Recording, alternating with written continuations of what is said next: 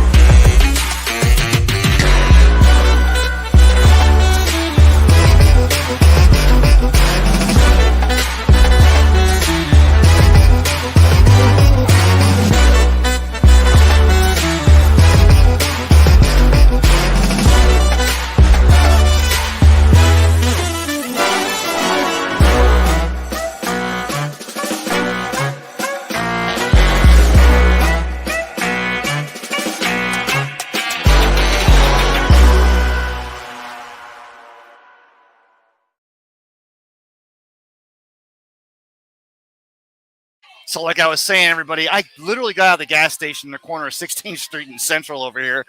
I got out. The moment I get out of the car, it's Florida. We got this. I had to chase off the beach. I was out there. Of course, you guys and girls know I was down there covering the King of the Beach tournament down near Madeira Beach, the ROC Park.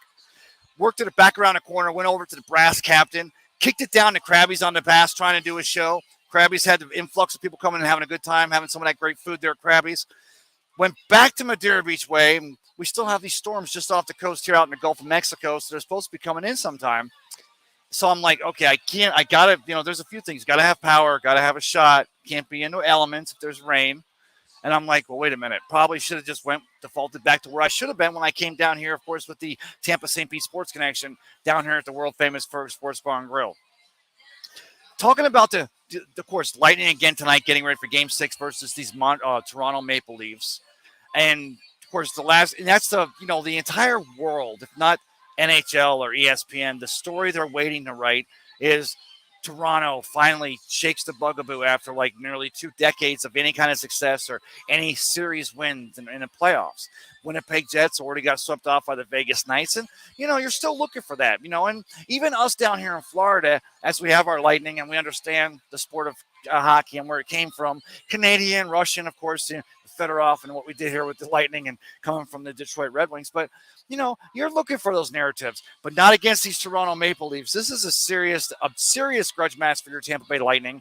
And the fact that the Lightning, really, let's be honest, if you take it back, the fact that the Lightning lost the first one and then in overtime within the last 2 minutes, both games, and then they lock it down with that victory in Toronto the other night to force a Game 6 tonight, the Lightning should have already locked this series up. We should already be looking at that second round. But it didn't work out that way. And so after forcing a Game 6 in Toronto the other night, we're over here at the Amalie Arena tonight.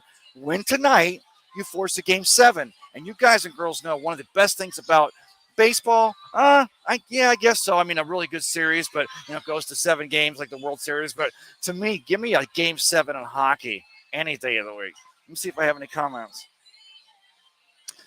So, yeah, not yet. So I just want to make sure I got banners. Okay. Oh, comments. Here we go. So I want to go ahead and, again, thank you all for the interest I posted. So, again, I was out there for King of the Beach, the 30th annual King of the Beach out there in Madeira Beach.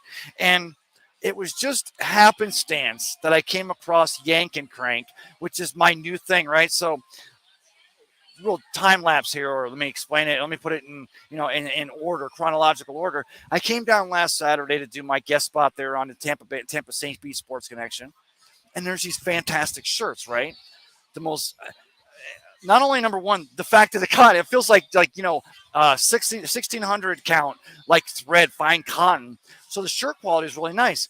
I got my hands on one of these shirts from Yank and Crank Fishing Apparel. The colors were fantastic. It was, I want to say it was the grouper. So you got all the different kinds of fishing, but it was grouper with an attitude, right? Which is way. So I'm looking into the company. I'm like, first of all, I love the merchandise, love the colors, love the cotton count, love the feel of it. It's not just like some little T-shirt, you get some T-shirt and this thing right here. I just put it on today for the first time, and it feels like I've owned it forever. But this was actually the more laid back. So after I get that shirt last Saturday down here at the Tampa St. Pete Sports Connection, I give it to my son Tristan because he likes fishing. He loves fishing. Goes to Madeira Beach Middle School. Kind of my gauge, right? Kind of my let me see. Is this cool or not? Run it by the teenagers. Run it by him. He wears it the next day. Come home that night. He's telling me, got to do laundry. I got to wear this shirt again. I want to wear it on Friday. And it was funny because the moment I saw this shirt from Yank and Crank, and if you guys and girls don't know, Yank and Crank, right? So if you're fishing with a lighter test, but you're fishing a heavier fish, or for those that have been in a boat or you're fighting a fish, you go down, you're fighting that fish, right? Fish is pulling, you're poking, you're trying to pull back, but you yank it up, you pull it up, boom, you yank it up. And then, boom, as you go back down, you get just a little enough of an impulse that you get enough of a reel in, and that's how you win that fight. Especially, like I said, if you're fighting with a lighter pound test on your line and a bigger fish. So, Yank and Crank, I was in just from the moment I heard that title. Hadn't yet had a chance to see the quality of the shirts.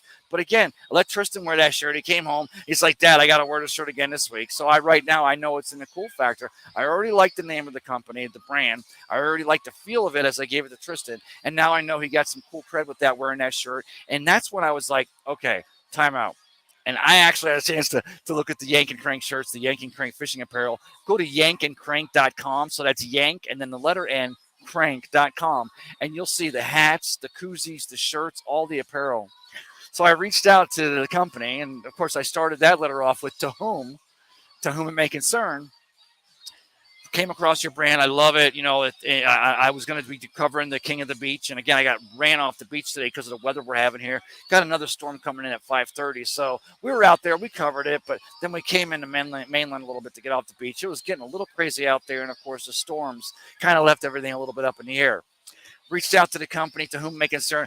I get an email back from Wild Bill, who's the best I can assume or best I can take is either one of the, if not the owners, but he's definitely a rocking guy. I'm like, hey, Bill, I'm going to be doing the King of the Beach. I'm going to be covering the Buccaneers and their draft picks, covering the Rays and the fact that they're 22-5, locking it down with the best record in baseball, covering the Lightning when they go for Game 6 Saturday night versus the Toronto Maple Leafs.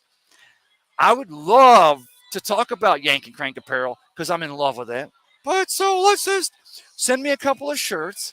Remember, Tristan loves them, and I love them. Send me a couple of shirts, send me a couple of hats, and we'll just let me do a shout out. Because I always say I never have a problem shouting out a company that I truly believe in and I love. And I love this Yankee Crank apparel.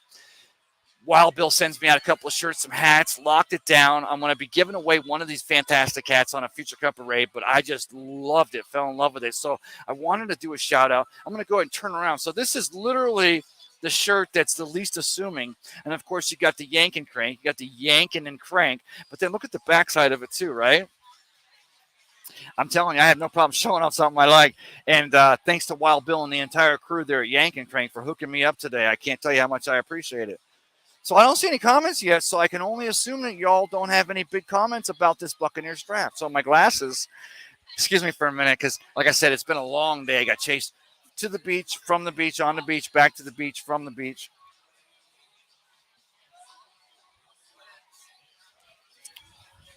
And go ahead and shout out to the fine staff here at Furs, the world famous Furs Sports Bar and Grill. Sweetwater IPAs on special this month. Of course, each and every month Coach has a different IPA or a local brand or a beer.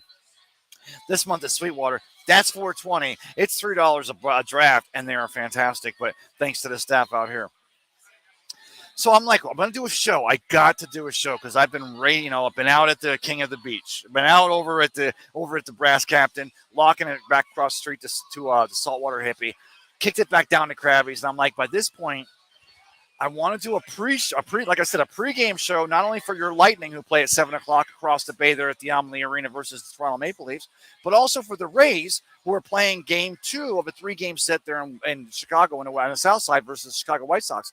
Tonight, Foucher's pitching for the White Sox, so you got that opener unit, if you will. So you'll see him come in early for the good guys, and then they'll no doubt get a relief pitcher in there and some depth. So look for that.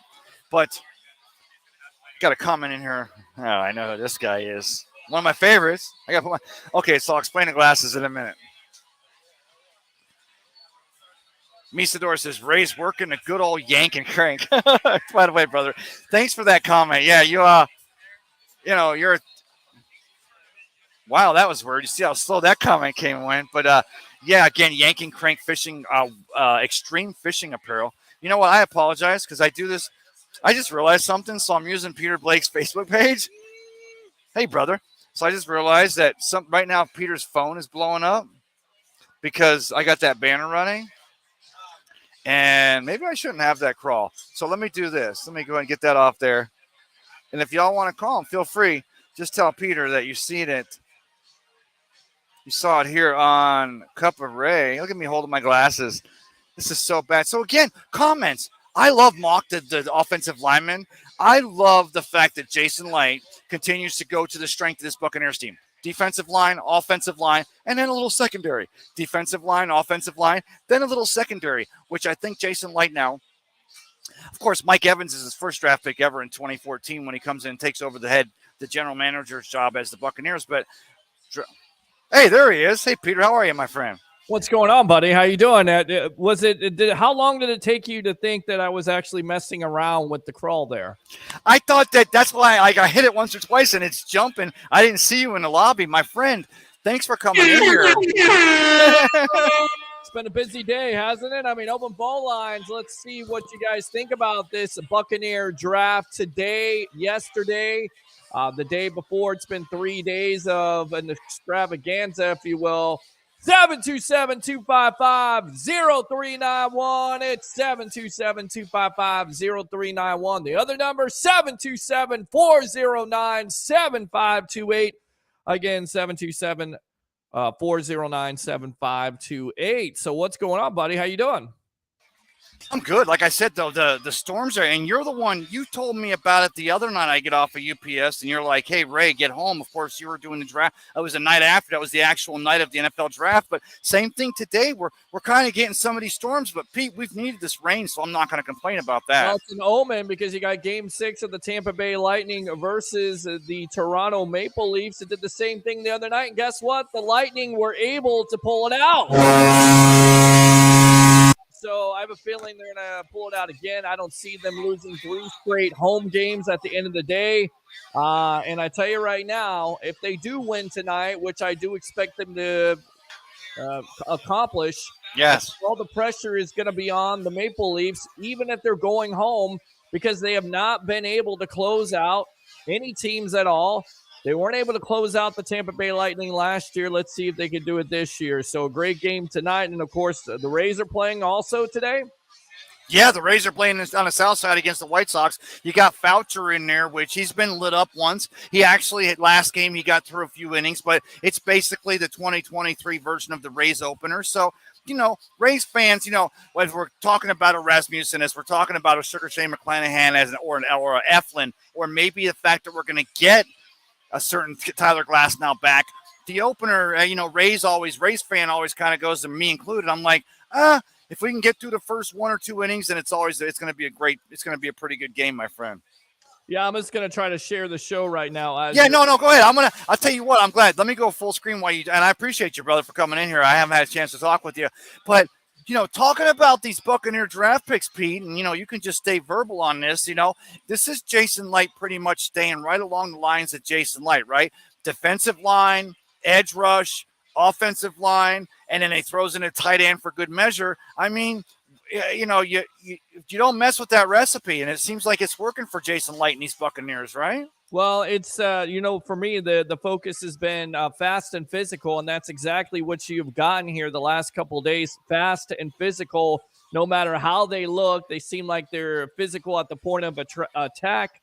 You got Cody Mock there, who a lot of people are talking about, the redhead, making lots of jokes about him looking like Ryan Jensen or Keefe, and of course Ryan Jensen had a baby. That's what you would get.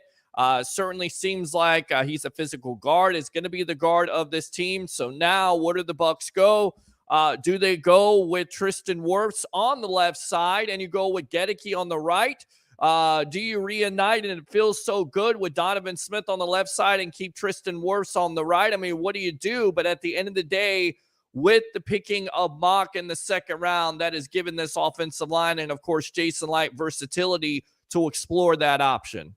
Yeah, and I think that with the injury to Ryan Jensen in 2022 and the fact that you had to scramble that offensive line as you're still recovering from an Ali Marpet retiring and from an Alex Kappa signing with the Bengals as a free agent, I mean, I think that the trials and tribulations this Buccaneers offensive line went through in 2022 will actually end up paying dividends in 2023. I think some guys got experience on this offensive line that's going to go far, and it's a good thing to be able to allow Jason Light to look at this line overall for the next 2 to 4 years and figure out, okay, who's my stalwarts and who's my stopgaps, and let's go.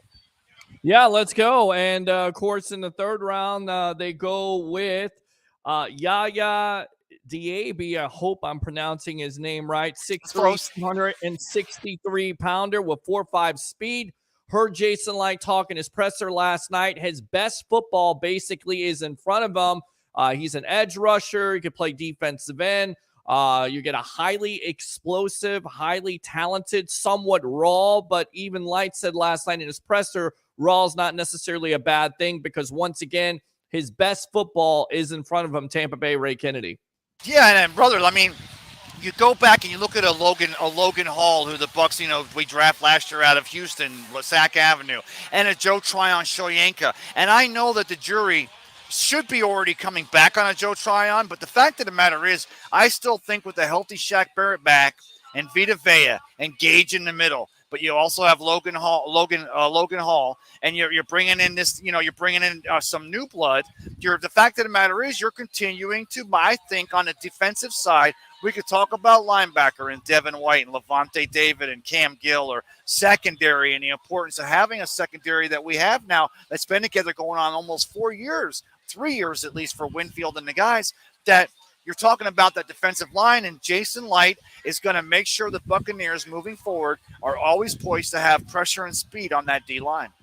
Well, yeah, I mean, and that's what it comes down to. And again, that was what the focus seems like it was today, especially on speed. And getting after the passer, and that's what you got to do. And this is what this Bucs team didn't necessarily do a lot of last year. So they're trying to get younger, they're trying to get faster, and they're trying to get more physical. They didn't have a fourth round pick, so you go in the fifth round, you get Savassier Dennis, past the Savassier. I got to say it because it's an old hip hop song. I like it. Savassier Dennis, linebacker out of Pittsburgh.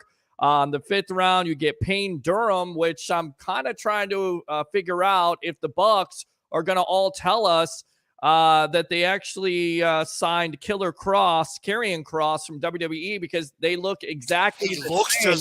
He does. Physical tight end has only gotten better with experience. Can definitely block. Needs to work on that.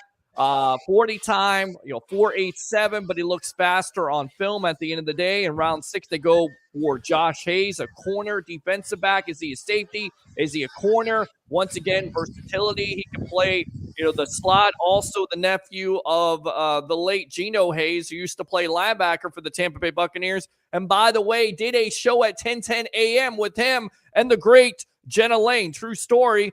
Round 6, you have Trey Palmer, who only one wide receiver last year, had 3 catches of over 70 yards. He has 4.31 speed. The problem is, the reason why he dropped in the 6th round is because he had 10 drops last year for Nebraska. And of course, Jason Light, having the propensity, if you will, to draft Nebraska players. And then round 6, you got Jose Ramirez the defensive end out of Eastern Michigan. So once It's the we funny thing about know that all these guys are going to be contributors right away. They may be special teamers, but at the end of the day, going back to it is what we talked about.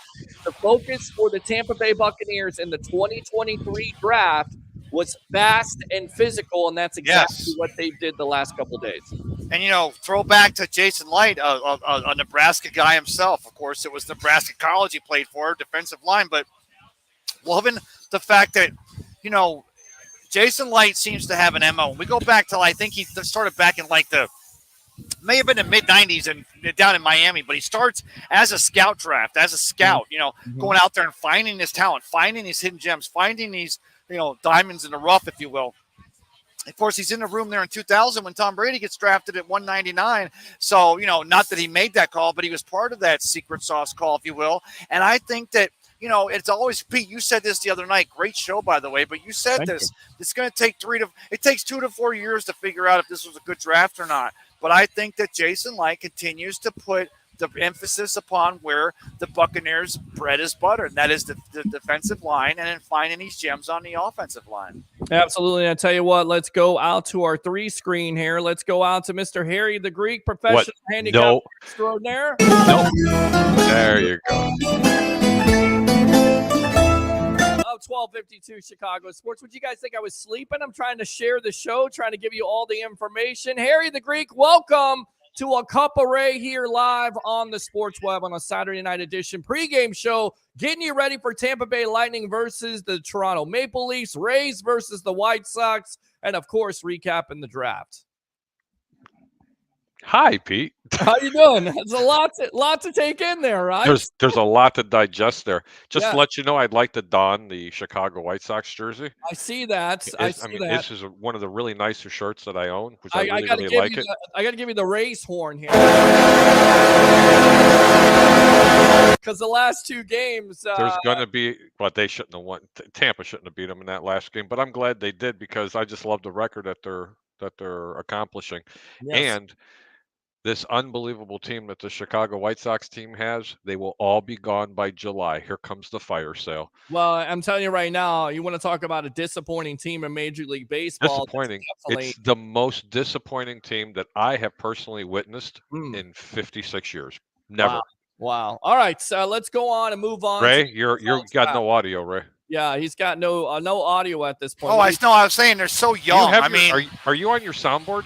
No, Harry, I can't, because I'm getting ready to have another hurricane hit here. So I figured, and I want to thank Mr. Harry the Greek for him and I worked this morning setting that soundboard up, and I got the I got the cables, the XLRs, and I was ready to do this thing, but I've been bounced around like a pinball in a pinball machine today because of this weather. I know there's a little front coming through right now, but I'm pretty good down here at the world famous Ferg Sports Bar and Grill. I wish, you should have been on the beach because I was hoping you would have had an antenna on top of your umbrella about 20 feet in the air right out to the sand because this is perfect for it. I mean, I think it would be great. We get good views. I mean, because you would light up like a Christmas tree, son. That's funny. Go ahead. What were you going to say, Pete? Well, you were taking us somewhere.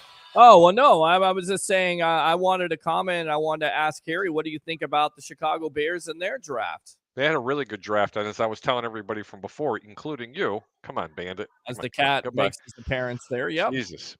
He's the cat's meow. That's it. I'm the cat's meow.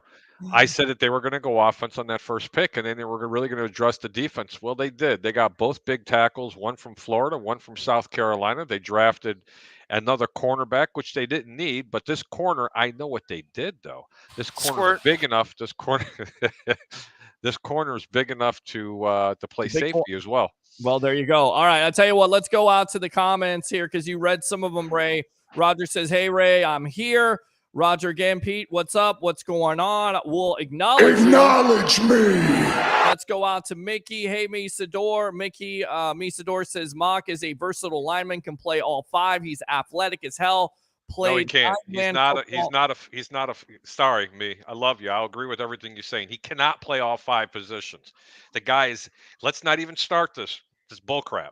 The guy can play right guard, right tackle, and he's not a really good left tackle. They brought him in to fill the spot on the right side of this line. He is not a left guard. He is not a left tackle.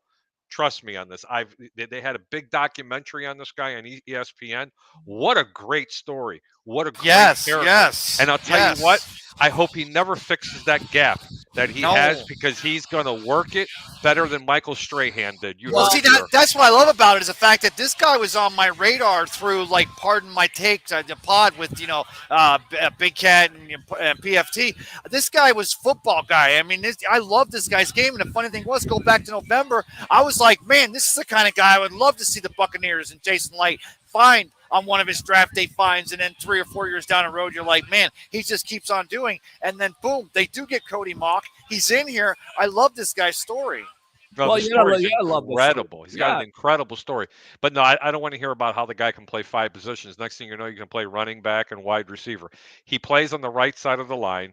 He's a very physical guy. He lacks a little bit of traits with pass blocking. He's an extraordinary run blocker. But I'll tell you what, he puts on a few more pounds and he is going to be really, really, really, really, really, did I say really enough? really, Really good. really. Are you really, Really? excited? Really? good. Well, Yep. Really? How about you, Bandit? Are you excited?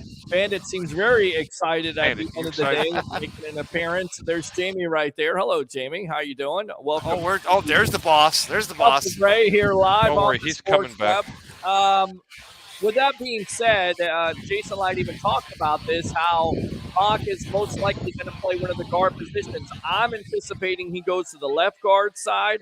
Hansy goes to the right guard side, and I think they're going to run with Gedeke at right tackle unless, Gary, you're correct, and you are sometimes here on this show, among other things, they pick up Donovan Smith. They go with him at the left tackle spot and just leave Tristan Wirfs alone at right tackle.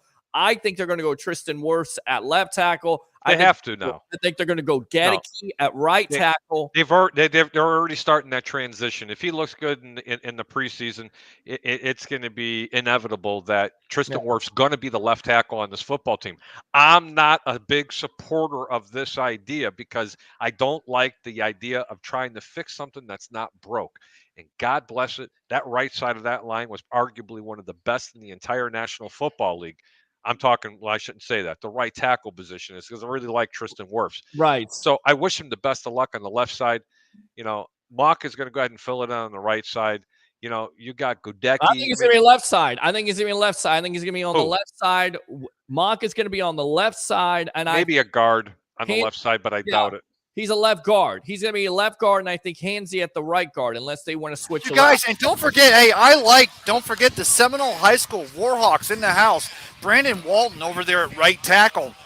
He filled in a lot last year. Of course, initially he was an undrafted free agent with the Pittsburgh Steelers. He's a hometown kid. He's going to still be on his team, I think, at least for depth. But I would also say that in light of all the offensive line, again, trials and tribulations in 2022, we found some guys that were like, Jason Light's going to let him go to camp this year like he is with Kyle Trask and like he is with Baker Mayfield. And he's like, hey, earn your spot. And I think that Buccaneer fans should be excited about this. No, absolutely. You should be excited about that. You see, I told you, Peter, Ray, come a little closer to the computer real quick, a little closer. You see, Pete, I told you Ray likes to yank his crank. Well, there you go. Yank his crank. Exactly. Guys, I'm at Harry. I'll show you. love it. While Bill over there yank and crank, yank, and then the letter N and crank, and this is fishing apparel. It's extreme fishing. Look at it back. This is like this was the most reserved shirt they have, but he sends me a few shirts and hats, and I'm telling you what, there's, as far as moving forward, I'd love for Yank and Crank to be a sponsor here in the Sports Web because this guy, the quality of the material and the quality of these shirts is through the roof, and I love Wild Bill. He's all about extreme fishing. Yank it and then crank it down. Peter, yank it and then crank it down. And no, I'm not talking Misador about a Saturday night. All right, let's go back out to the comments. I understand the yank and the crank part of it, but Peter, you're the expert. Don't start with You're the expert. Shut up! All right, go Bolts. Absolutely. Troy says, where's Peter? This is his show. It is not my show. It is all of our shows here. Hold on. Time out. The Evolution, yes. Anything on the south side of Pinellas County, be careful, everybody. We're under a tornado warning at this time. So if you're watching this, if you're watching this program right now, just be careful. And and let me go ahead and go full screen here. Basically, a tornado warning means that radar has detected a tornado that has actually touched down 15 minutes in that area. That's my explanation. And Roger Shoe gave Ray $10 for Tampa Bay Best of the Bay. Well, there you Nice. go. Good stuff right there. Awesome. Really nice. Yeah, he's going to yank your crank next. $10. You don't know what I'll do for $10. Everything you want. All the way around the world. Here's the video of Roger buying you wings, Peter. He said he would do it when he made the bet. I knew he would chicken out. That's coming. Don't worry, Troy. We're working out the details. Troy, calm down. Greek owes him a steak also. Troy says hello to my Greekites. What's up, Troy Palomalu? Much love, buddy. Let's go on to Zach Mitchell. If the Bolts win tonight, they will win Game 7 and in advance. Let's talk about that because we're about 30 minutes away from game time as the Tampa Bay Lightning will take on the Toronto Maple Leafs in Game 6. They won a thrilling one and 4-2 there. Looked like the Maple Leafs were going to get back in the game. You go to Toronto, you win that game. You got everything. You're not asking much. Let's just get by this game first, please. Let's not look into Game 7. Let's just forget that there's only 2 games left. Because the hardest thing to do is to come back from behind, to have to win 3 consecutive games in a row. Yeah. Let me tell you something. This is not the same Lightning team, ladies and gentlemen, that we've seen in the past couple of years. Vasilevsky, let me tell you something. Not the same goalie he was 2-3 years ago. He's not seeing the puck from the center ice as much, especially from the top of the point there for some reason. I don't know why. But I will tell you this. Great teams don't allow teams to come back down 2 goals in the final minutes of a period. So let's be very careful. But if they can manage to win tonight, all that pressure goes right on Toronto. And I'll tell you what, kick the Canadians right back up north, right where they belong, because Florida hockey is where it's at in the National Football League.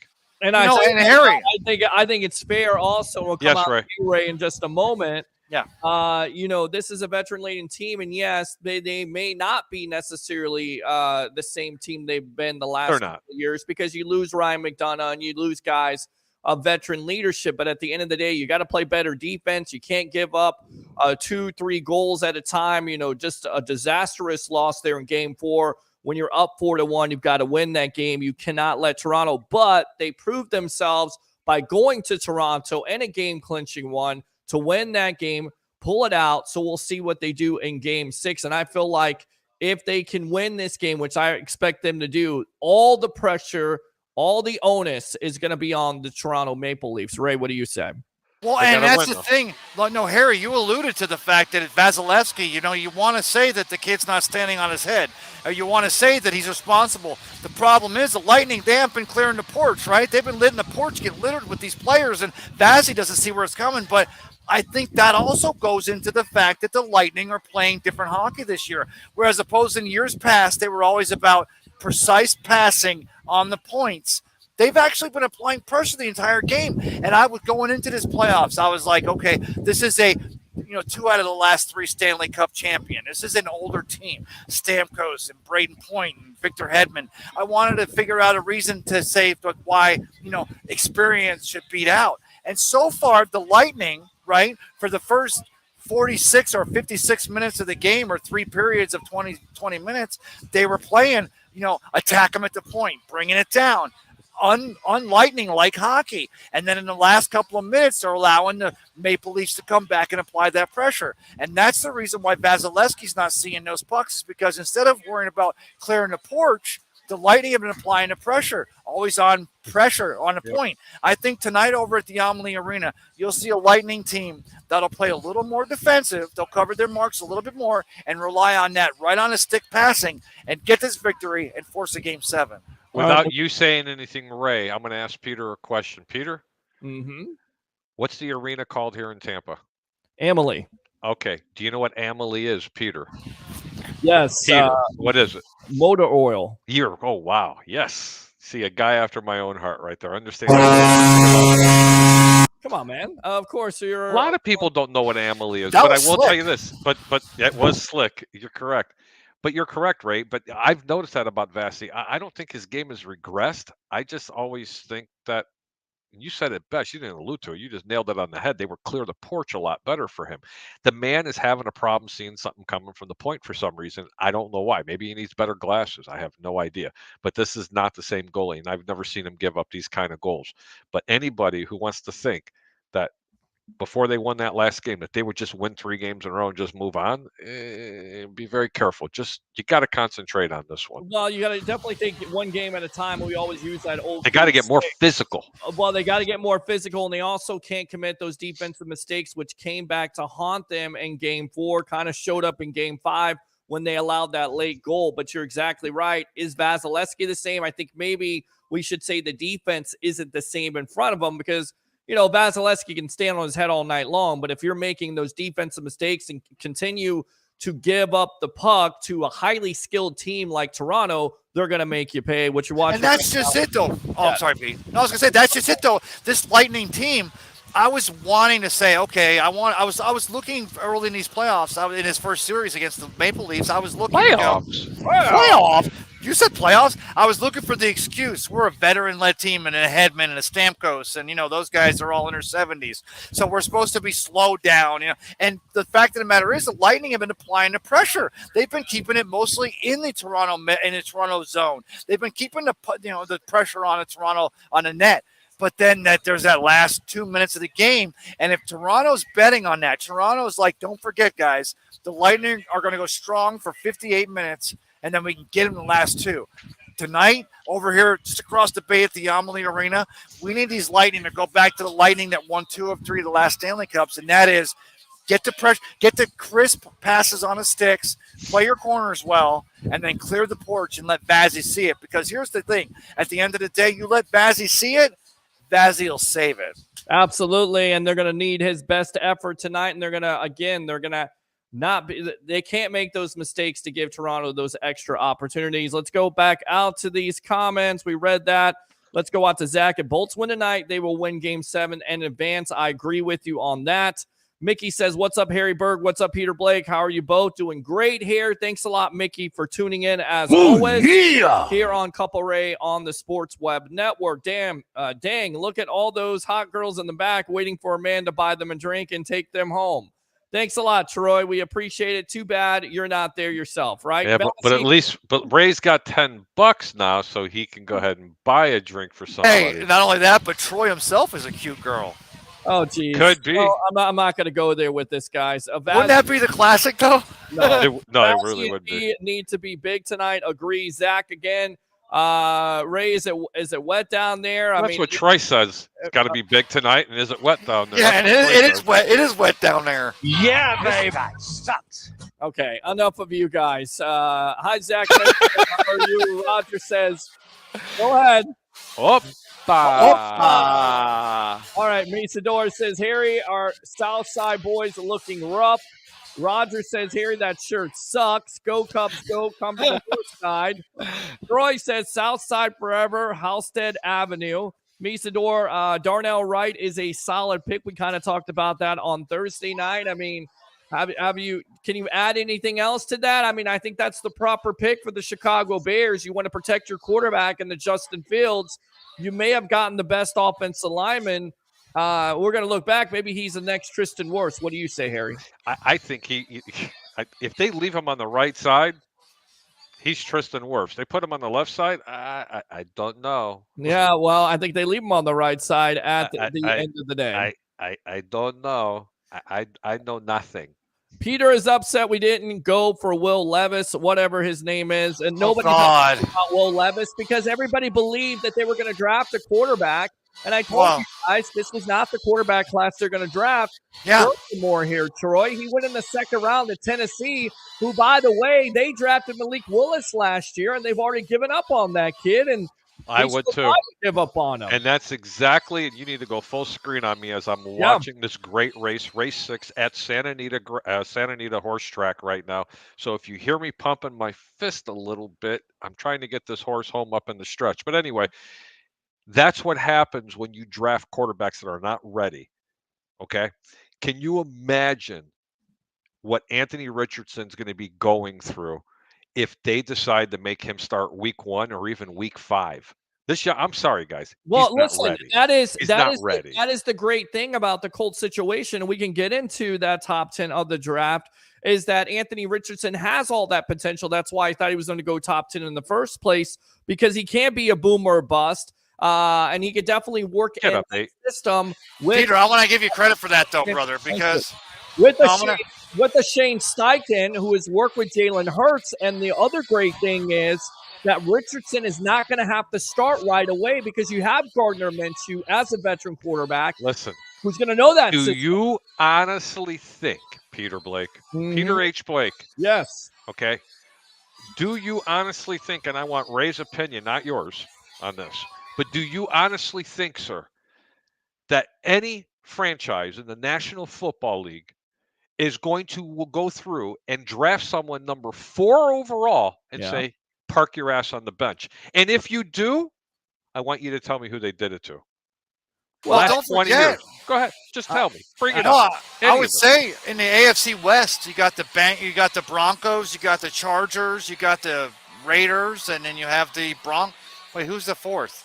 But I mean, you got a division that you can possibly do that with the Brandon Jacobs, with a defense there in Vegas. You can possibly let that kid come. But Peter, I'm going to tell I'm talking about Anthony Brandon Richardson. Jacobs. No. Josh Jacobs, you're thinking about the Raiders. Brandon the Jacobs. Raiders. I'm talking about Anthony Richardson. All right. Yeah. Name a quarterback that you're going to go top 10, just top 10, and just say, Right. now you're going to sit, let alone top 4. It ain't happening. Well, I think they have the opportunity to do that, and that's the reason why you drafted in the first place, because you can allow him to sit for the majority of the year, and if it doesn't necessarily work out, then you can get him in there. They're not going to necessarily throw him in there unless he outperforms Gardner Minshew in the preseason. I don't Would necessarily. you like to make a wager now? What's the wager? Another stake. That You ready? they start him from day one? Nope. By week 4, I'll give you week 4 that he will be the starter for the Indianapolis Colts. I'll take. I want to say week 5. I'll take your bet. I'll take your bet. You get 4. I'll take your bet on that, because I think they're going to sit him. Minshew will start. I'll tell you what. Will you give me week 5 for 2-1? Well, wait. Hold on. That's 2 stakes, Pete. What are the 4 teams in the South? Ray, hush. I'll give you week 5. You'll give me week 5 for 2-1 or even? 2-1. You're going to get 2-1. Hey, Harry, who are your 4 teams in the South? You got the Jaguars, who are going to win that division, right? Thank you, brother. Maybe. You got the Jaguars, who are going to win that division. Ray, you do have cash. See, ladies and gentlemen, he upgraded from a shoe box to a cat box. But then you have the Colts, you have the Jaguars, you have the Tennessee or the Titans, Houston who just Texans. and the Houston Texans. You got the Tennessee Titans, who just drafted who again at quarterback? My boy from Tennessee. No. Oh, Kentucky, Will Levis. Levis is a guy. And you still have Ryan Tannehill at quarterback, right? Correct. And so yeah, hold on. You asked who the South is. You have the Texans, you have the Titans, you have the Jaguars, and you have the Colts. That's who you got. I think that you could have a Richardson starting in Indianapolis, because of the fact that, even though I don't want to say with a Leonard, the Colts are rebuilding with the offensive line like they have, like Quentin Nelson.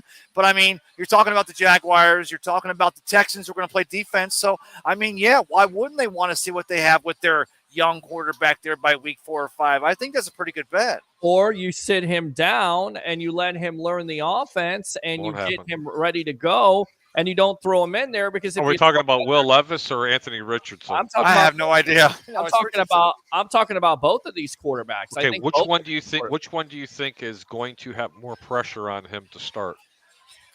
I don't think it's Richardson. I think it's Levis. I don't think it's any of them, to tell you the truth. I think they went to good situations. Yeah. Because you already have a veteran quarterback in place. You have a Tannehill who knows that offense, who, look, if he falters, then you can go with Levis. And the reason why Levis dropped is because his numbers last year, 19 touchdowns, 10 interceptions, was disappointing. And he has a lot of things that he needs to improve on consistently. But Harry. Yes, sir. I want to drop this, Pete, because I'm going to buy you those wings, because you 100% want it. Richardson going number 4, you 100% want it. But would you be willing to double down with me and say, of course, it would mean 2 years out, which, by the way, how long it takes you, Pete, to pay back your bets. Double down that 2 years from now, 2025 season, Richardson is not your starter there in Indianapolis? I mean, I'm. How many years do you think he's the starter? He's not the starter in the next couple of years. I think there's a long-term commitment there to Anthony Richardson, and if there's Okay. a long-term commitment to Anthony Richardson, then that's the reason why the Colts are what the Colts are. And that's what bad franchises do. They can't go into this expecting Anthony Richardson just because you drafted him fourth overall. I wouldn't expect him to go in there and be the eventual starter. I think they're going to have Minshew start first and then basically let him learn that offense, maybe use him on some packages where you can use his mobility. But besides that, I don't expect him to start right away. And I think I'm going to definitely win this bet once again. You know what? I got to tell you, I really, really wish, and I pray that you're correct on this, because I think that young man could be an absolute stud. I think he has the capabilities of actually being better than. Hold on. Cam Newton. Cam Newton. Okay. Newton. Oh. He really does. Right. Okay. He's faster and stronger, believe it or not.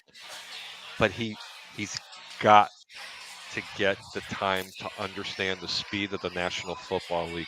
That's my biggest reservation, and especially with injuries. I mean, let's Well, just for be me, it's okay. 53% completion percentage, Right. right? So Right. it's That going can back- increase because in Correct. Florida, they had a wide open offense. There was no anything dink and dunk. Everything was 20 yards or better.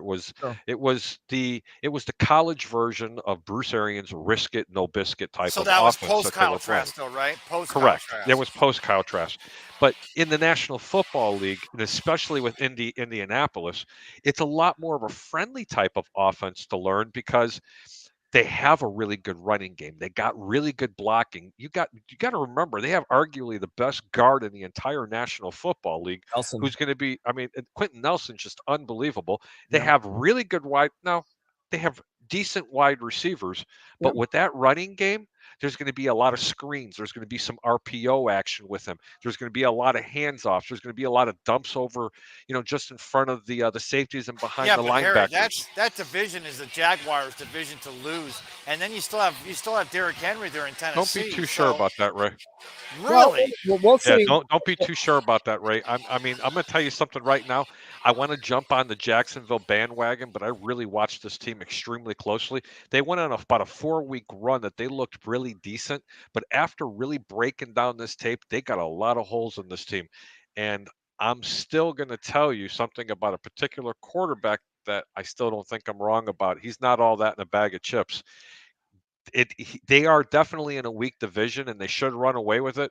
But let me tell you something. There's going to be a little bit of parity in the AFC South this year, and I will touch on that with you when you and I are one-on-one, or maybe you, Peter, and I are one-on-one-on-one. You understand what I mean? I agree. And I tell you right now, you talk about the draft. The Houston Texans, to me, absolutely killed it throughout the whole process, especially with the two first-round picks and the C.J. Stroud, and then also a Will Anderson Jr. at the end of the day. So, Yep. I wish that they would get rid of Davis Mills and give him the opportunity to play football somewhere. And I think if Tampa has a chance to get him, I'm not saying he's a starter, but I'm telling you right now, he's battle tested. I don't know how much more battle tested you could possibly be. He got the shit kicked out of him on every single game that he played in, but he stood strong and tall in the pocket, and he still tried to deliver the football. Hey, Harry, I still want to know the whole Lovie Smith and the fact that Houston wins that last game last year to give the Chicago Bears that first number 1 overall. I would love, hopefully down the road, maybe 3 to 5, 10 years down the road, before I'm off this big blue orb of ours we call Earth. I hope that we learn, this was the reason why Lovie Smith. Lovie knew that he wasn't going to be retained for 2023. Lovie realized it was the same thing that happened with the Bucks back in 2017 with, Dirk Cotter, and the same thing. He knew he wasn't going to be retained, and of course the Texans win that game. But the players had to get behind him too. So I'd still like to know the full story on the reason why the Texans won that last game and gave Chicago that first number 1 overall pick. That's a great question. But talking about Lovie Smith, Peter, I'll let you get back to it just a second. yeah. It's pretty. Can I call it like it is? It's pretty shitty what happened to him. Okay. Sure it is. I mean, he went to the NFC Championship game with Chicago, or he made the playoffs. It was a 10-win team, and you fired that head coach. Mhm. He goes to Tampa. They make him the man. Mm-hmm. And then they screw him out of a job, and they kind of backdoored him. Now he goes to Houston. He's playing with he's coaching a team that I don't think anybody in this panel can name 2 defensive players, let alone their offensive weapons who've been hurt all day long. JJ Watt. Okay. JJ Watt. No, but he's not there. But what I'm trying to say is, right. what else was he supposed to do? That man, you know how people are playing for a contract and the players are playing for a contract? Well, Lovey's also showing that he's playing to say, hey, you know what? We're not giving up, guys. You're not only playing for your contract, but I'm also playing for my reputation. Well, I just wouldn't have taken the job. I mean, I know you need a job and you want a job at the end of the day and you want to get back in the NFL, but if the franchise is that bad, you can make a choice. You can make a choice. You could definitely make. How competitive were they last year, Peter? How many times did I take the Houston Texans and they covered? I agree. Okay, last year, Ray, you guys remember because I said they're playing hard football. It comes down to winning games, and they wanted to go a different direction. And did Lovie Smith screw them? Well, the talk is that they wanted a Bryce Young, and they didn't get a chance to get him. But I feel like C.J. Stroud could possibly be a little bit better than Bryce Young. Let's go back out to these comments. Have a nice day. Thank you, Jimmy. Bye. Okay. Already to Peter, look at the super chat. I did. Misador, wait, did Ray say he'd show Harry? What the hell? Keep it G-rated. Robert says, I got a B+ grade. What do you guys think about the draft? I mean, you looked at it here. I know you're not the biggest draft guy, but overall, I thought the Bucs did everything they wanted to do, and that they got more fast. They got more physical here. They have some players that have lots of potential. Again, going back to what Jason Light said in the presser, some of these players, the 3rd-round pick, and Yaya Diaby, his best. Yaya Diaby, he's good. He's a good edge rusher. He can stick his foot in the ground. He can stick his hand in the ground, and he can actually come off the side. He's not ever going to play in the interior part of this line. He is going to be a specialist on the left side of the line. He's going to wreak havoc. Lacks a little skill with stopping the run, but look, man, Tampa Bay's got really good linebackers for that, especially when they're coming off the other side. Ray, what do you think of it? No, I love it. I have no idea where we were at. I was just checking out all the eye candy walking by here. It's a party down here at the world famous First Sports Bar and Grill. I know, right? Getting ready for the Lightning game here in just under 8 minutes. Get the Lightning against the Maple Leafs at 7 o'clock. You also have the Rays versus the White Sox. I still can't believe, Harry, you wore that shirt and you came in here and bragging about it. But, I mean, we'll see at the end of tonight if Tampa Bay remains Tampa Bay. All right. You know, and I'll tell you what, with the 153rd pick, when they picked up, and I don't know the guy's name, so I'm going to say it anyways, Servachier Dennis. I have seen. Yes. Okay, I've seen this kid play. Right. Not the fastest guy in the world. Sideline to sideline, he's really, really fast. He's a little bit undersized when it comes to weight. 226. I'll tell you what, the dude plays like his hair is on fire. He's like all over, the head's all over the place. Right. I'm not kidding you. And he could definitely be a guy that you use on special teams. You could also use him at safety. I doubt it. I think they're going to use him at linebacker. And I feel like Todd Bowles and Jason Light, they're trying to get more athletic, once again, faster on that side of the ball, and also get after the passer. And some of these players right away won't come in and contribute, but eventually, if they develop correctly, they definitely may be main contributors on this team. Pete, I'm glad you said that, because when we go back to Thursday night with the Buccaneers and, of course, number 1 over their 1st-round pick, and you see Jason Light, you see Todd Bowles there in the war room over at the Advent Health Training Facility or One Buck Place, and I mean, again, the moment I saw that, and I hate to be negative Nanny all the time, but the moment I saw Todd Bowles on the same page with Jason Light, and they take Chancey, they take the defensive lineman, I'm like, really? Todd Bowles only has 1 season? If we have 3 catastrophic injuries this year, no matter what happens, Todd Bowles is out as your coach, and you want to go ahead and blow it all up and start over again, even though you got one of the best defensive-minded coaches in the National Football League. And so I know it's weird because, I'm always like, when everyone's looking here, I try to look there. But when I saw him and Jason Light on the same page on Thursday night, I'm like, yeah, that's what you want to see, Bucs fans. You want to see your head coach on the same page as his GM, and that is to continue to be dominant here in the NFC South. And I think it comes back down to the 1st-round pick. Nobody knew, and even Cansey was asked, did he know that the Bucs were interested in him? He had no idea. They talked to him one time you have to listen to the call because he completely acts like he's dumbfounded. And the thing that I like about him is I heard him on the radio yesterday on Tom Krasnicki's show on 95.3 WDAE, and he was asked, how's it going to feel for you to play Bryce Young twice a year? And he said in his attitude, Bryce Young is going to have to play me twice a year. That is the kind of attitude you want from your first-round pick. Pete, shout out. Listen to me, man. I'm go with your shout out real quick. Sorry. Yeah. No, I was going to say shout out to Tom Krasnicki because I heard that too, Pete. I'm listening to it live on the radio, and you got him talking to Krasnicki, and he says, about the fact that he's facing Bryce Young, the first overall pick by the Carolina Cardinals or Carolina Panthers, and he says, no, Bryce Young's got to face me. I'm glad you said that because shout out to T-Kraz. I give him a lot of grief. I give him on that, and I love that T-Kraz even said right after the fact, Bucs fans love to hear that, and we do. Yeah, you do. And a lot of people are saying, and I put this story out there on Facebook, and Jason Light joked about it, said he's, possibly the next John Randall. I'm joking. Well, I wrote it up where the Bucs do have history with John Randall, and this makes a valid point in that at the time when that organization was trying to get John Randall, because they had his brother Urban Randall play on this team, they were trying to strictly make him a linebacker instead of leave him at defensive tackle where Randall wanted to play. So eventually he signed with the Minnesota Vikings, became a Hall of Famer, like 132 and a half sacks. And that's what's different about a good organization like the Bucs. They're able to give him a chance to play at the defensive tackle and not say, well, because he doesn't fit the 3-4 defense, we have no place for him. They're versatile. They're going to make a place for him. They're going to give him an opportunity to capitalize on his strengths. And highlighting was that Floyd the Rock Peters that tried to make Randall a linebacker instead of a defensive lineman? I'm trying to remember back. I mean, was it?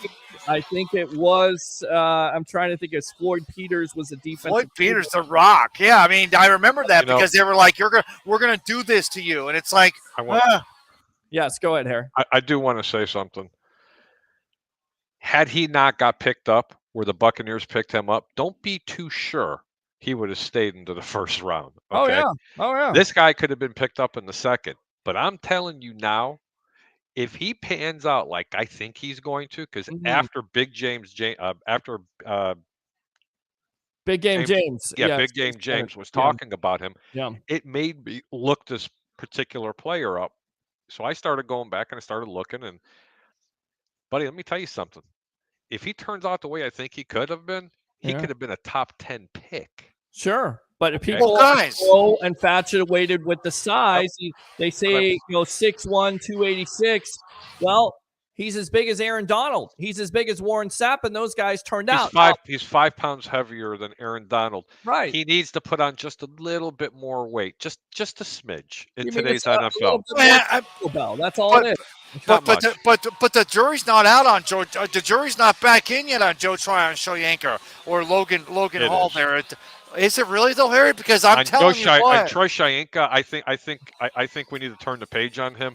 He's going to be a one-trick pony. He can't play the run, and he's not going to mysteriously just get better overnight at that position and what he was doing. That's just my personal opinion. Right. Now, could he get better now because the defense is going to be a lot faster? Possibly, but I would turn the page on it. But I'll tell you this right now, man, I really love that pick. And Ray, I wanted to tell you about pick number 171. This is the one that I'm super excited about. The Tampa Bay Buccaneers picked up a tight end, Payne Durham. He's an above average run blocker. He's an above average pass protector. Correct. But I'll tell you what, he's an absolute horse in the field after catching passes. I went ahead and started looking at all these players that they picked up, and I started looking at them a little bit more. Let me tell you something. There was a method to what the Tampa Bay Buccaneers did in this draft. They really went after some speed and some people with good high character. And I'm not being a smart ass when I'm saying this. No. Really good high character. And it isn't that selfish me type of mentality, because I'm telling you now, this team's identity on offense is going to completely change than what you have seen in the years past. It's going to go from the risk it, no biscuit to being a little bit more boring. Because of Kyle Trask. You're damn right. Not just Kyle Trask, but I promise you, I promise you one thing. They will run this football. I made this prediction. They will be a top 5 running team in the National Football League this year. And I'm talking about a team that finished dead 32nd in the league. Yeah, and they didn't draft a running back, so they're going to run with Rashard White and Keyshawn Vaughn, and we're going to see. Keyshawn Vaughn, yes. Don't be too surprised they pick somebody else's trash a bucket up. Zeke Elliott, maybe Zeke. Maybe Zeke comes in here.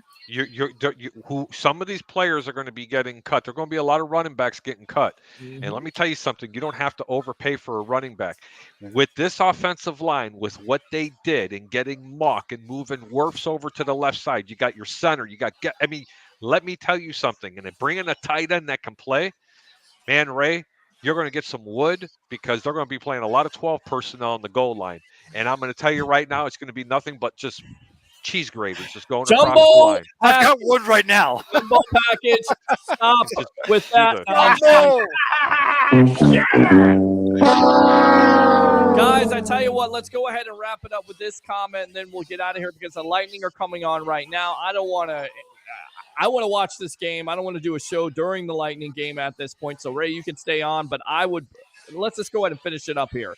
Roger, I bet you a stake. Bears have a better record than the Bucks. Bears are playing Bucks at a couple Ray J this year. We should all get together and go. We'll see. We'll definitely. I'm not ready to make that prediction yet. You have to remember the Bears had the first pick in the draft for a reason. Okay. They had the worst record in the National Football League. It's very difficult from going from worst to first. Although there is a little something that I know about that a lot of people don't know, and I've actually shared it on this show. The Chicago Bears lost 7 ball games this year by 1 score or less. And they did it with a defense that has more holes in it than Swiss cheese. Okay. So can they win more games than the Bucks this year? Probably. They could. Probability? Maybe not. Tampa, the Buccaneers are playing in a very soft division this year. They both are. Especially with Aaron Rodgers being gone. So that's kind of a coin flip, but that's a really good comment. But I'm not going to take that bet yet, Mr. And I'll tell you right now, I think the Lions are definitely going to be something to handle. They absolutely improved in the draft. In fact, I think they killed it. But beyond a shadow of a doubt here, gentlemen. All the prognosticators have given the Detroit Lions a C-, if not a D+ on their draft. Especially, like I told you, it was because of the running back and what they did. They had a chance to take a running back. Yeah. They had a chance to take a running back, and they decided to take who? Give me a break, man. Tell you what, let's go out to the phone lines here. Welcome to A Cup of Ray here live on the Sports Web. What's your name? Where are you calling from? Hello? All right. I guess she is not there. I don't know what's going on. They traded DeAndre Swift today for basically nothing. Well, they drafted the running back out of Alabama. Right. So that was the reason why they drafted him. He's a one-trick pony, that kid. Who, Gibbs? No. Oh, DeAndre Swift. No. The running back from Alabama. I'm trying to remember. Gibbs. Gibbs, that's what I said. Yeah, sorry. He's not I don't think he's not a 3-down back. He doesn't have to be a 3-down back. You got Montgomery, and here's the thing. With Gibbs, you can move him all over the place, and the comparison is Alvin Kamara, so they feel like at the end of the day, they upgraded. Here's the problem with David Montgomery, and especially as someone that knows David Montgomery. David Montgomery doesn't get rolling until he has the ball 14 or 15 times in the course of a game. And when he was sharing all that time, that's why he never really got that ball rolling. Yeah. So that's I love Dave. I love me some David Montgomery. Sure. Don't get me wrong. Sure. He's still one of the better running backs in the National Football League, but he needs the ball, and he needs to be the featured running back. And apparently, I don't think he's going to running back up. Well, I'll tell you what. That's why I was actually going back to last year with the Hard Knocks and the Lions being on there and Dan Campbell and what the Lions, the gritty team that they are. What DeAndre Swift, the guy had success early on. I mean, they're like, hey, this guy is the guy. But then he gets the injury. And the fact of the matter is that the Lions weren't dependent upon him with Hutchinson there on defensive line, and the fact that the Lions were doing it elsewhere. Although they're a little bit of a problem this year with their wide receivers because of the NFL and its suspensions due to the gambling. Harry, I know Peter wanted to get out of here, but let's talk about that real quick. The Lions have those 6 players that were associated with the team last year. They had 2 of them that suspended indefinitely, 4 of them suspended for 6 games. 6 games means they were gambling from the facility, but not on the NFL. 2 players on the NFL. And what do you say moving forward with the legalized gambling? What do we, as fans of the National Football League, what do we have to know when there's these suspensions handed down or these, problems with the players and their gambling? I implore everybody that has an ounce of love for the National Football League, okay, and what it does for people's families and the camaraderie it brings all the men and women in the United States and even including around the world. They got to ask one question, and we, as the fans, demand to know what were they gambling on. Now, I'm going to touch on something we were talking about well over a year ago when I, the professional handicapper, who's an advocate for gambling in a Yes. responsible way, Preach on. okay, that I'm an advocate for gambling in a responsible way, has stood on a soapbox and has been screaming from every highest hill and mountain that they should not allow gambling in sports books to be in the venues that the teams play in. It's going to cause corruption. It already has. We, ladies and gentlemen, we've only scratched the surface. Yeah. It could be your team next. It could be your team. And you know what's really bad? It could be Mike Evans of the Tampa Bay Buccaneers, knock on wood, that he bets against his own team. How do you feel as a fan who spent $200-300 just to get a ticket in the nosebleed seats and know that your game is already fixed? Or the referee who's giving the signs to someone in the stands before the play goes and he's got 50 large that this team doesn't get the first down. This kind of shenanigans is going to happen. And I promise you it already has. So we, as the fans, if we care about the integrity the Yeah. integrity of the Integrity, National yeah. Football League or the game, whether it's baseball, basketball, hockey, football, we need to know, were they betting on their own team? And if they were, what happened?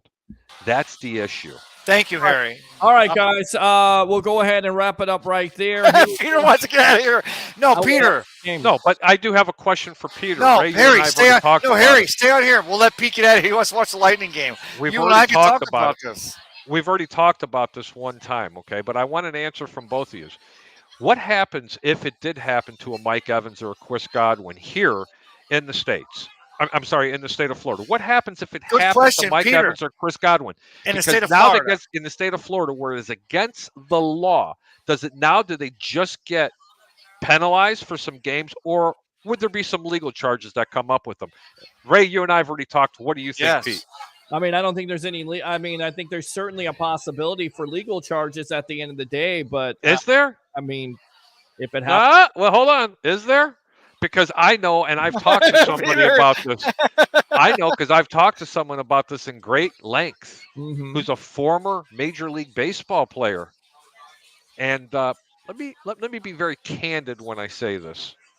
He's not very happy about it. well, I don't think there's a lot of people that be very happy about it. But football players have been able to escape legal recourse to a certain degree. I mean, you have your incidents with Michael Vick and Plexico and guys like that. But overall, it's usually what you have to worry about is the NFL and the suspension. And the NFL has basically said in so many words, you're done if you do that for a year. So, hopefully nobody goes and does that because you don't want to see the consequences, especially with wide receivers. But the great thing about it is you're never going to see that, knock on wood, from Mike Evans or Chris Godwin, because they're upstanding professionals. Not only did you ever think that Michael Jordan was going to gamble? Hold on, come on, let's get out of our own little head here. Anybody think that Michael Jordan was going to bet on sports? Huh? Nobody. Did anybody really think that Pete Rose was going to go gamble? I'm talking about some ultimate superstars. I'm not talking about Chris Godwin. Chris Godwin's a superstar, but he's not even in the same. He's not even in the same zip code as a Pete Rose or here's Michael the problem, Jordan. Harry, is that we demand. Understand what I'm saying? We need to know as fans Yes. what's going to happen if it happens to your team. How are you going to feel about it? Listen, I'd love to hang out and stay, Ray. I can't. I had company that came over. It was kind of prearranged. I love both of you. I was really glad to come out here and express what I thought that Tampa did, with this draft. I think they nailed it. There was a couple of teams. The Detroit Lions completely went in the tank with this draft, in my opinion, because they just didn't do the right things. But let's pick up this narrative again real soon, Pete, because Monday. I do want to talk about Monday night. gambling in the National Football League because we need to figure it out. We as fans demand to know what they did because all they're going to do is sweep it up under the rug. Very similar to what one particular quarterback has done in Cleveland. Everything's forgiven. Everything's forgotten. It's never going to happen. It's never going to happen because the NFL is in charge, and the NFL in this whole instance is somewhat hypocritical because they have gotten in bed with the gambling industry. Thanks a lot for your time here, Mr. Harry the Greek, professional handicapper extraordinaire at 1250 Chicago Sports. Got to say one thing. Yes. I'm Harry the Greek. I approve this message, and make sure I always tell you this one thing before I go. Keep your bets low and your returns high. And if I pissed you off, I did my job. Have a good night, everybody. All right, Harry the Greek. All right, go ahead and finish it out here, Mr. Tampa Bay Rays. Peter, first of all, before you exit stage left, thank you, brother. I love you. Thanks for coming in here tonight, making this a little bit more fun. Let's go Lightning. Let's go Rays. All right, sounds good. Go ahead and finish it out, my friend. You know what? That's probably over the years one of the most rewarding things about this entire thing is that when we're talking, us back and forth, we're talking about ball, and it's like, oh, I got an opinion, you got an opinion, everyone has an opinion like buttholes, but having my guys come in here and talking and locking it down was fantastic. I can't see anything, so I'm gonna put my glasses. I sat down after I got gas up the corner here. Well, we got all the comments, so you just end the show here, and I'll go ahead and play your intro. All right, brother. So thanks for joining me. Again, I want to go ahead and thanks to Yank and Crank and Wild Bill. And if you guys go to yankandcrank.com, check out this fantastic apparel. Peter, Harry, thanks for coming in here. It's been a cup of Ray. You guys know how I end every one of these things.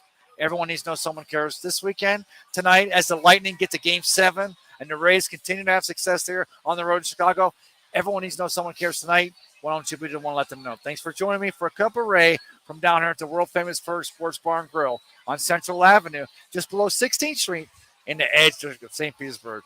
Y'all have a great Saturday evening. We'll see you all tomorrow. Take care.